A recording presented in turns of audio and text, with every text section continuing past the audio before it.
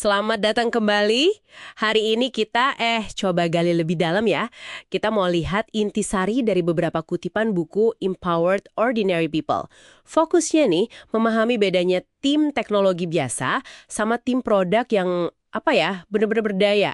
Ini penting loh kalau Anda pengen cepat ngerti cara kerja perusahaan teknologi top, yang inovatif itu. Kita lihat rahasianya apa sih? Oke, mari kita mulai bedah. Ya, jadi materi ini nunjukin satu fenomena yang umum banget. Banyak perusahaan itu punya tim. Kelihatannya sih udah kayak tim produk, ada manajer produk, ada desainer, ada insinyur, lengkap lah. Tapi cara kerjanya itu lebih kayak gimana ya, pabrik fitur aja. Fokus utamanya cuma output, pokoknya rilis fitur sebanyak mungkin. Iya. Istilahnya itu feature teams ya. Betul, mereka sibuk ngirim fitur, tapi ya belum tentu memecahkan masalah yang benar. Nah, ini kontrasnya jelas banget sama yang namanya empowered product teams. Atau ya, tim produk berdaya. Bedanya itu fundamental di cara berpikir sama mandatnya. Tim kayak gini tuh nggak dikasih daftar fitur buat dikerjain. Oh, jadi bukan daftar tugas gitu ya? Bukan, mereka dikasih masalah. Bisa masalah pelanggan, bisa masalah bisnis yang spesifik. Terus mereka diberi otonomi gitu buat cari solusi terbaik. Lewat riset, eksperimen, iterasi. Dan tanggung jawabnya penuh ke hasil, ke outcome. Bukan cuma sekedar, rilis fitur. Wah, menarik. Perlu kolaborasi erat dan mikir kritis dari awal berarti ya? Banget. Kedengarannya sih ideal ya. Tapi kenapa pendekatan ini dianggap lebih unggul gitu? Secara konsisten malah. Materi ini nyebutin dua alasan kuat nih. Pertama, seringkali pengguna atau bahkan stakeholder itu nggak tahu loh solusi teknologi apa yang mungkin dibikin. Benar juga ya, kadang kita sendiri nggak kepikiran. Iya kan, inovasi sejati itu sering muncul justru dari pemahaman tim soal teknologi dan kebutuhan pengguna. Bisa jadi solusi yang nggak kepikiran sebelumnya. Terus yang kedua, dunia teknologi itu kan, ya itu deh, penuh ketidakpastian. Banyak banget yang nggak pasti. Nah, ide yang kelihatannya hebat di atas kertas, bisa gagal total pas di pasar. Jadi kalau tim dikasih masalah, mereka bisa eksplorasi solusi lebih luas, lebih adaptif. Persis. Dan pola pikir tim yang berdaya ini penting banget. Proses product discovery itu bukan cuma formalitas. Itu inti kerjaan mereka.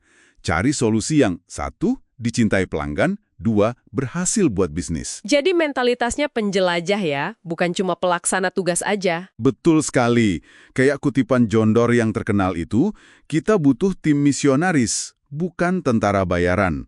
Mereka perlu paham banget kenapa masalah ini penting. Dan itu datangnya dari mana?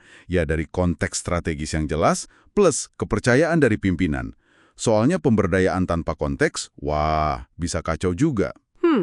Masuk akal. Nah, ini nyambung ke peran pentingnya kepemimpinan produk ya. Dari manajemen produk, desain, sampai engineering. Tugas mereka jadi beda nih. Bukan lagi mendikte solusi atau ngurusin backlog fitur secara detail banget. Iya, bukan micromanaging lagi ya. Bukan. Peran utama mereka itu justru ngasih konteks strategis yang kaya. Misalnya, misi perusahaan apa, visi produk jangka panjangnya gimana, strategi produknya, tujuan tim yang jelas dan terukur. Dan ada satu elemen lagi yang sering kelewat, tapi ditekankan banget di sini sebagai kunci transformasi. Apa tuh? Coaching. Iya.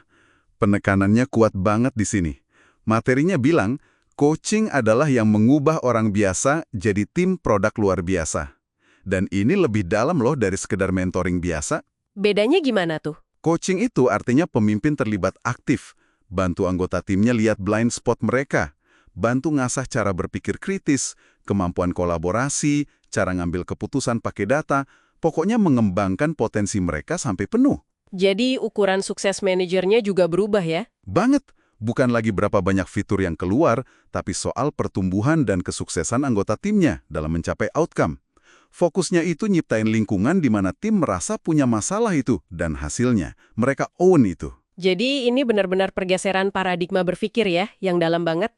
Dari fokus ngirim fitur, jadi fokus mecahin masalah nyata. Betul. Tugas jadi membina dan memberdayakan orang buat mikir dan nemuin solusi terbaik. Kenapa ini relevan buat Anda yang dengerin? Ya karena model inilah, model pemberdayaan yang didukung konteks sama coaching, yang bikin perusahaan teknologi paling inovatif itu bisa terus-terusan ngeluarin produk hebat. Produk yang disukai pasar, Dan ya, menguntungkan bisnis juga. Jadi, kalau dirangkum nih ya, inti telaah kita hari ini tuh soal kekuatan transformatif dari tim produk yang diperdayakan. Simpelnya, kalau tim dikasih masalah yang jelas, konteks strategis yang cukup, otonomi buat cari solusi, Plus dukungan coaching ya. nah, plus dukungan berkelanjutan lewat coaching, mereka itu bisa menghasilkan inovasi yang jauh di atas ekspektasi. Ini bukan cuma soal ganti struktur tim aja, tapi soal pola pikir kepemimpinan, soal budaya kolaborasi, dan soal kepercayaan. Oke, lantas apa artinya semua ini buat Anda? Coba deh, luangkan waktu sejenak buat refleksi. Di tim atau perusahaan Anda sekarang, sejauh mana sih pemberdayaan ini beneran terjadi? Tim Anda lebih sering dikasih daftar fitur atau dikasih masalah buat dipecahin?